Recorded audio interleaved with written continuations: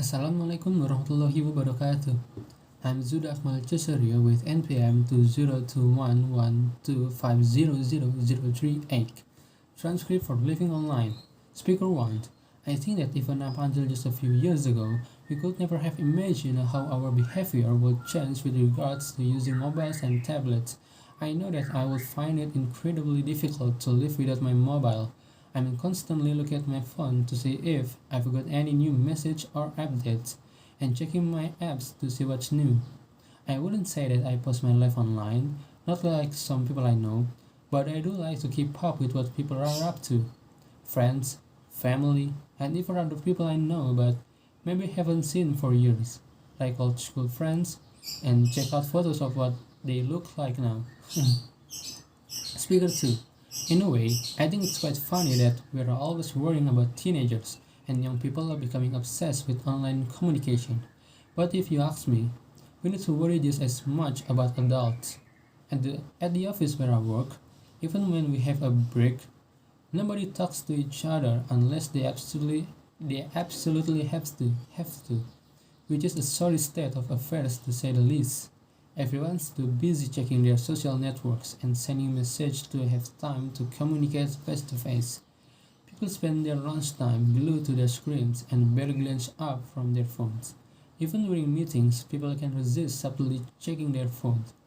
And what really irritates me is when you are trying to talk to someone and they are more interested in looking at their phone than paying attention to what you are saying, even though you are right in front of them. Fubbing, I think it's called. Speaker 3. I was listening to this discussion on the radio the other day talking about online communication and they was talking about FOMO, or what was it?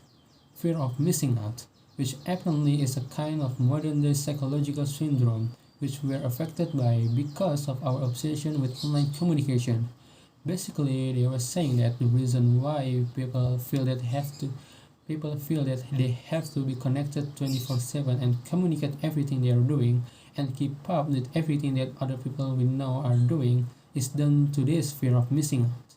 We are worried that everyone is having more fun than us or doing something more exciting than us. They also say that because we are spending more time communicating in the online world, we are losing the ability to enjoy the present. Speaker 4. My generation is so different to my parents. I mean, they are always telling me that they grew up in a world without mobiles and social networking and they manage fine. Hard to imagine how they arranged to meet their friends without a phone. But they say they did. Oh, I had so many arguments with them while I was growing up until they let it until they let me have my first smartphone. But they didn't let me have Snapchat or Instagram or anything like that. It's not the end of the world, they say. They just didn't understand that that's the way people of my age communicate with each other.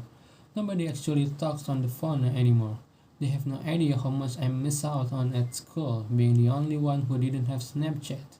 Also at school we had lots of talk and stuff on how to stay safe online. And most of us knew that anything you post online was going to be there forever. Speaker 5.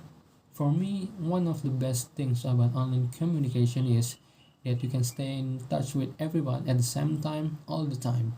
You know exactly what's going on, when, and where, so you never miss out on anything. I love the fact that you can update all your friends on what's going on in your life and they can respond immediately with a like or a comment. So you feel like you are together with people, even though you might be completely alone sitting on a bus or at home. I share lots of photos, but I only post up my best edited shots. I hate it when people I know post photos of me not looking my best. And that's all from me. Thank you for paying attention. Wassalamualaikum warahmatullahi wabarakatuh.